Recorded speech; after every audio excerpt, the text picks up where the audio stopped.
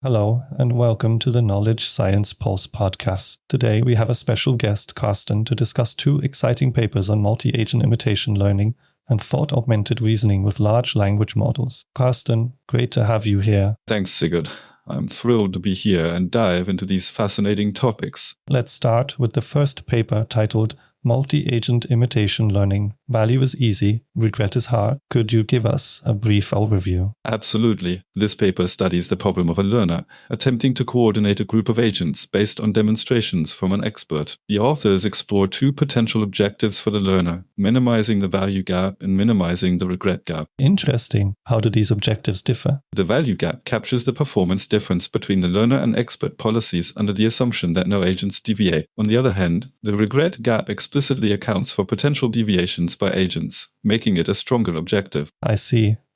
So what are the key findings of the paper? The authors show that while the value gap can be efficiently minimized via a direct extension of single-agent IL algorithms, even value equivalence can lead to an arbitrarily large regret gap. This implies achieving regret equivalence is harder than value equivalence in multi-agent imitation learning. That's quite surprising. How do they address this challenge? They provide two efficient reductions that can minimize the regret gap under certain assumptions. The malice algorithm operates under a coverage assumption on the expert, while the Blades algorithm requires access to a queryable expert. Great insights. Moving on to the second paper, Buffer of Thoughts, Thought-Augmented Reasoning with Large Language Models. What's the main idea here? This paper introduces Buffer of Thoughts, or BOT, a novel thought-augmented reasoning approach to enhance the accuracy, efficiency, and robustness of large language models across various tasks. Sounds promising. How does BOT work? BOT uses a meta buffer to store high-level thoughts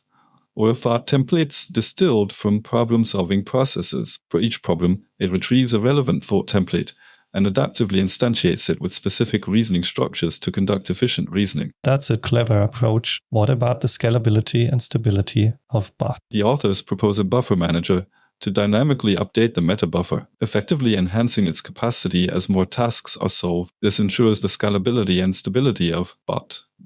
Impressive. How does BOT perform compared to other methods? The experiments on 10 challenging reasoning-intensive tasks show that BOT achieves significant performance improvements over previous state-of-the-art methods. For example, it achieves 11% improvement on Game of 24, 20% on geometric shapes, and 51% on checkmate in 1. Wow, those are substantial gains. What about the computational cost? Remarkably, BOT requires only 12% of the cost of multi-query prompting methods on average, making it highly efficient. That's incredible. It's clear that both papers make significant contributions to the field of multi-agent learning and large language model reasoning. Indeed, the insights from these papers can greatly advance our understanding and development of more accurate, efficient, and robust learning systems. Thank you, Carsten, for this enlightening discussion. That's all we have time for today. Stay tuned for more exciting episodes of the Knowledge Science Pulse podcast.